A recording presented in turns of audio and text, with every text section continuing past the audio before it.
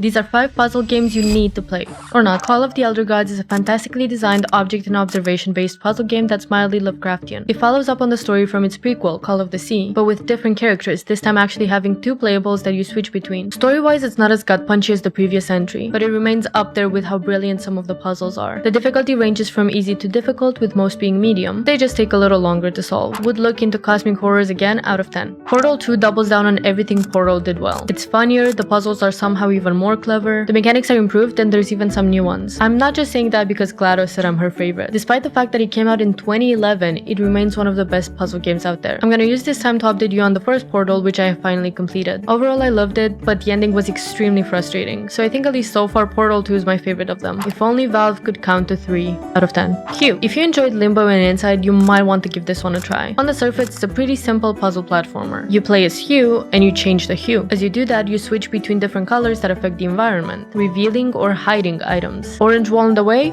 Change to orange and the wall is gone. As you progress, you unlock more hues, up to a total of 8, making the puzzles increasingly difficult. Short but enjoyable out of 10. Lot of Light is an interesting but very linear puzzle game that's very light on the story, which was a bit disappointing. The art and sound design are great, which created high expectations, but ultimately fell very short for me. The environment is repetitive and it's missing the exploration aspect. On the bright side, some of the puzzles are fantastic. They're basically all about moving magical orbs from one lamp to another, but some are rather tricky, so you might have to restart a few times if you can retrieve them. Hope City out of 10. Down in Bermuda is a short and lovely puzzle game with very simple mechanics. There are several contained maps with plenty of puzzles and hidden objects that require you to click and drag buttons, levers, and other map-specific items like cannons. It reminds me a lot of Sizable, which I 100% did recently and loved, but I just couldn't get into this one. Moving around the islands was a bit of a drag.